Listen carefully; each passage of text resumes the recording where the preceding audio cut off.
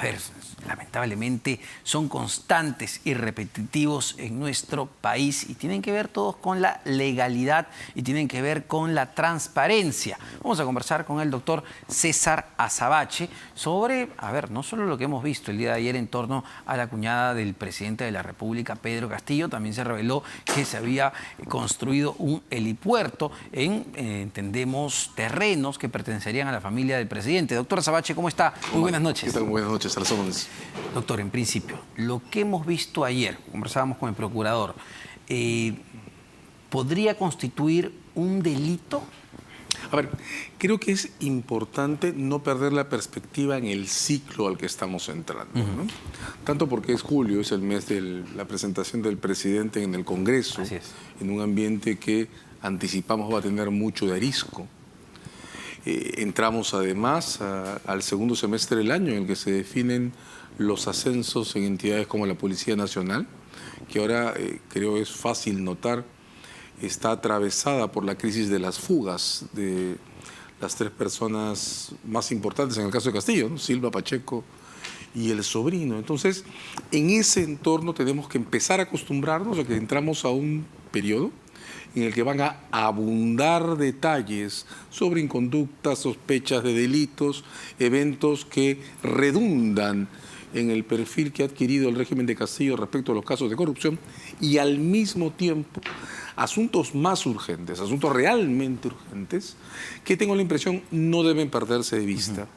Yo querría que no nos desenfoquemos de la importancia de las fugas, que ha costado ya un Ministerio del Interior completo y una discusión sobre la conservación de esta situación en el marco de un presidente de la República que no nos ha ofrecido ninguna explicación sobre el particular. Tengo la impresión que lo urgente es no perder el enfoque sobre esas fugas y que todas estas demás noticias, todas graves, por cierto, entran en la acumulación de lo que todavía hay que establecer, aclarar, investigar, ¿no? Y justo cuando menciona eso, ¿no? El tema de aclarar. Hoy era una tremenda oportunidad para el presidente de aclarar muchísimas cosas, entre ellas lo que acabamos de ver el día de ayer. Pero lo que escuchamos del presidente es más bien confuso, porque él dice, esto, bueno, es una situación arrolladora, demoledora, pero no es nueva, pero bueno, y a mí no me pueden encontrar nada. Bueno, yo no querría detenerme mucho en las cosas que dice el presidente, porque escucho, por ejemplo, tu resumen, Omar, y lo que aparece en mi mente es actos fallidos, ¿no? Pues la situación es demoledora, pero demoledora, pero no es nada. ¿Por qué? Claro, o sea, es demoledora porque en realidad los vestigios, como le querramos llamar, indicios, sospechas, escenas de corrupción, son demoledores, pues, abundan, desbordan, ¿no? Entonces, por eso creo que es tan importante, por el modo que puede agotarnos esta explosión de noticias que temo se van a multiplicar en el periodo al que entramos. Creo que es importante no perder los vértices principales. Y si bien aquí hay una historia de corrupción por terminar de cerrar, hay una historia muchísimo más urgente que la de las fugas. Y hago este énfasis, porque eso es lo que, por ejemplo, creo que ocurrió en una historia que el procurador Pacheco acaba de repasar contigo, la historia del caso Inostroza. Al señor Inostroza, ex juez de la Corte Suprema, se le procesó como posible miembro, cabecilla, dirigente o instigador de la mafia o la red de los cuellos blancos. Al costado, en cuanto fue desaforado por el Congreso, se le filmó escapándose por la frontera norte del país en una escena en que la intervención de funcionarios o servidores públicos de migraciones era evidente. Perdimos la perspectiva de las cosas.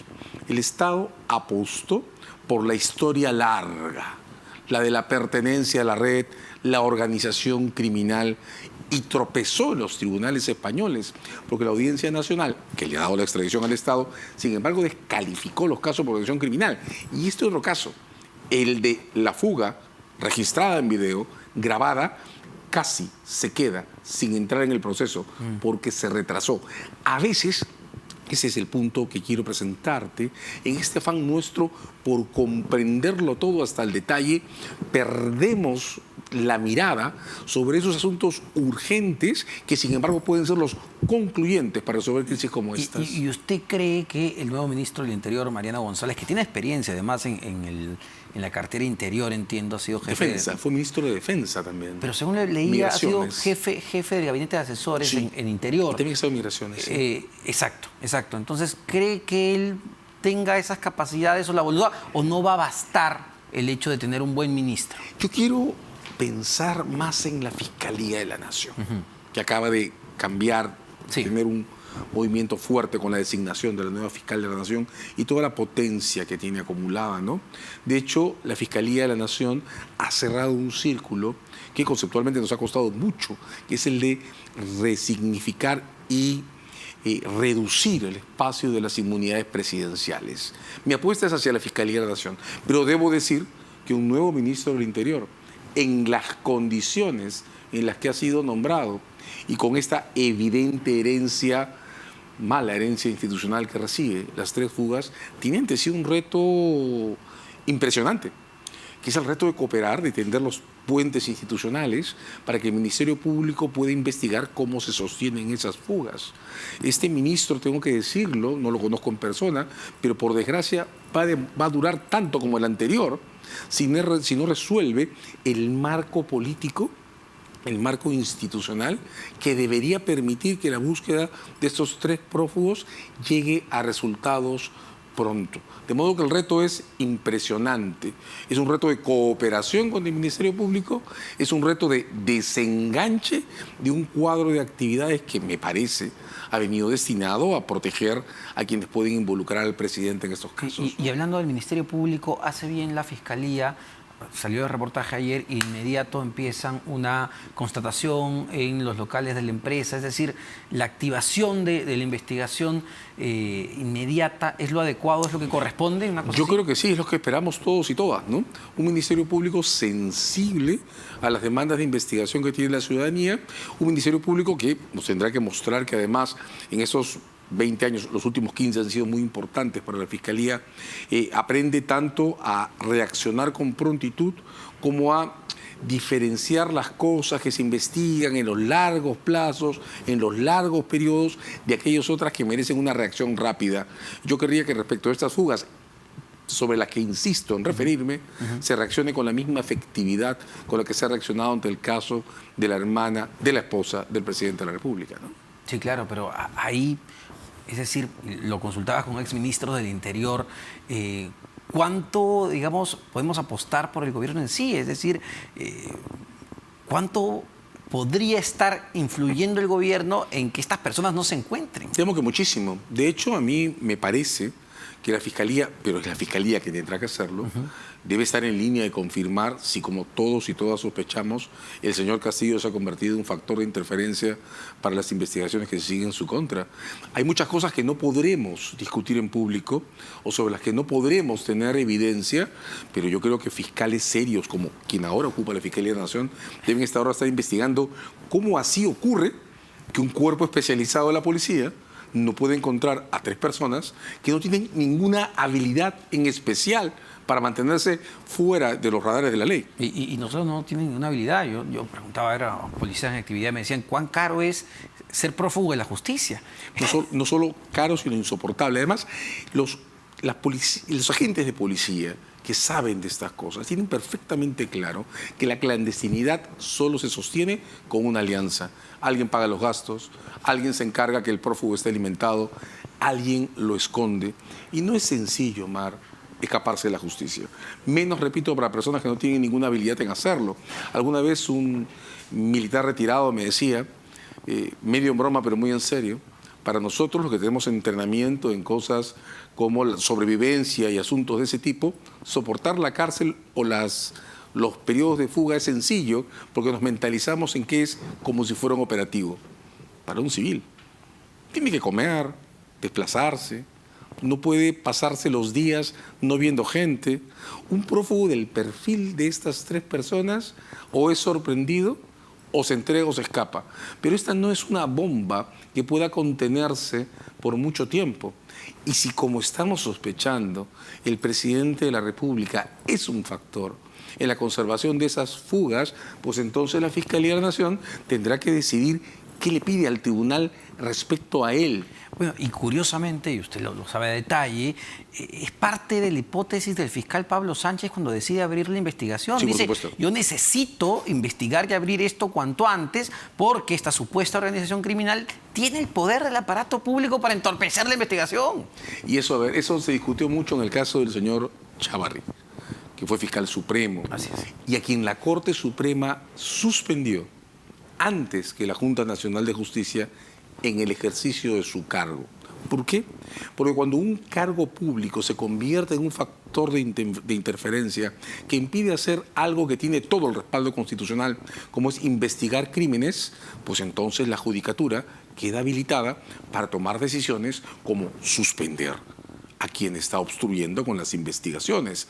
De modo que, si en este tiempo hemos asentado institucionalmente nuestro reconocimiento a la constitucionalidad de las investigaciones del Ministerio Público, de ello se sigue que si el presidente está interfiriendo en ellas, pues entonces la Fiscalía de la Nación podrá pedir la suspensión del presidente a los tribunales. Ahora, y aparte, a ver, escuchamos a través de sus abogados, incluso a través de redes sociales, a los prófugos como Bruno Pacheco felicitar o aplaudir a la selección peruana antes de un encuentro importante, pero lo que termina siendo una burla para la propia policía. Absoluta, absoluta, porque, a ver, digamos, geolocalizar a alguien no puede ser tan imposible, pero de otro lado, rastrear quiénes les están protegiendo tampoco puede serlo. A ver, yo revisaba las cifras de la policía hace algunas semanas y hay poco más de 120.000, 110.000 personas detenidas en el año 21, de las cuales 40.000 son prófugos de la justicia. O sea, esta policía, tenemos miles de razones para notar que la policía no tiene recursos, es maltratada, no tiene ni siquiera combustible para los vehículos y demás. Pero 40.000 de 110 no es un número bajo, ¿eh? O sea, esta no es una policía a la que se le escapa a cualquiera tan sencillamente, menos si focaliza las cosas correctamente. Entonces, esto no puede soportar demasiado tiempo, Omar. Yo tengo la impresión que esta crisis va a terminar de estallar, no por el lado de las evidencias que se seguirán acumulando sobre el modo en que se ha portado el entorno del presidente, que ahora parece incluir a la hermana de su esposa. Pero donde sí se nota un patrón, ¿no? Vemos que se va notando un patrón muy claro. Y se va a amplificar y creo que lo que muestra eso es el modo en que se ha privatizado el entorno de la gestión pública de Castillo o clientelizado, según como querramos verlo.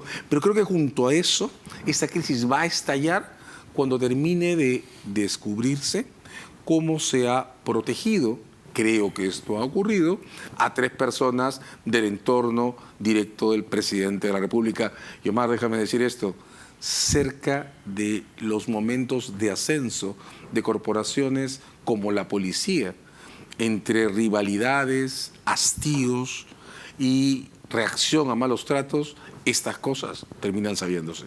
Y ahora, a ver, sobre todo cuando el viernes, a través de su abogado, sabíamos que Juan Silva está dispuesto a cantarlo todo. Pero ¿cómo interpretamos esto, doctora Sabache, cuando Bruno Pacheco, usted recordará, dijo exactamente lo mismo? Dijo, voy a hablarlo todo, voy a contarlo todo, y de un momento a otro se cayó. ¿O para quién iba el mensaje? Es que ese es el problema, ¿no?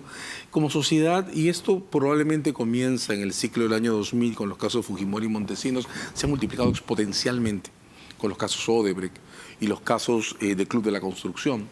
Pero hemos adquirido, esto es imposible no reconocerlo, una dependencia extrema hacia el papel protagónico de los delatores o los colaboradores eficaces. Ahora es cierto, es imposible investigar ese tipo de cosas sin lograr acuerdos con personas que se han comprometido con el crimen. Déjame usar este ejemplo.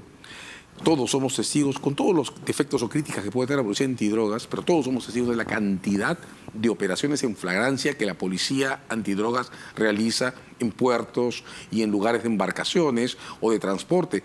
Esos son productos de colaboradores eficaces de los que nadie conoce. El problema está en que la colaboración también ofrece espacios para hacer eso que Pacheco parece haber querido hacer, lanzar un mensaje y abrir, ¿qué? Una subasta. Entonces, no es ahí donde creo que debemos depositar nuestras expectativas, es en la neutralización de las fugas. Ahora, ¿y cuán importante cree que sea este nuevo equipo que entiendo se presenta el día de mañana, un equipo para luchar contra la corrupción en el poder político, que entiendo lo va a presidir la fiscal Marita Barreto? Fundamental.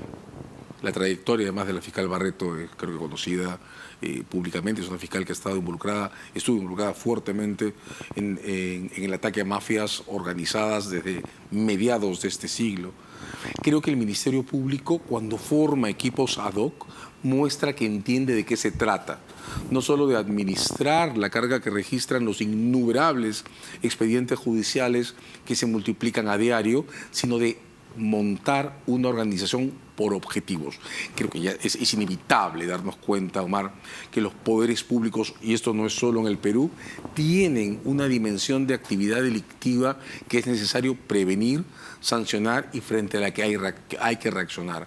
Un equipo ad hoc del Ministerio Público dedicado a crímenes de poder es una herramienta imprescindible en este momento. Y digamos, ¿qué le parece la salida de Omar Tello de la Fiscalía Anticorrupción? Yo lo lamento. Omar Tello me parece, con todas las disputas que ha protagonizado, creo que las más visibles son las que ha mantenido con las fiscalías de los casos Odebrecht. Es sin embargo un magistrado que me parece merece respeto.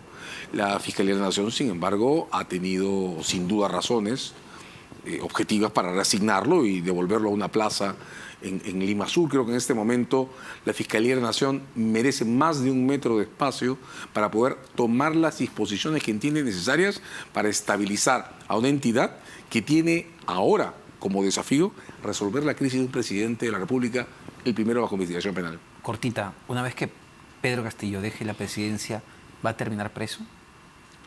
Creo que es muy probable que por lo menos tenga una orden de arraigo al país, pero el hecho de que sea llevado a prisión o no dependerá de la necesidad de neutralizar esas interferencias que parece estar protagonizando ahora.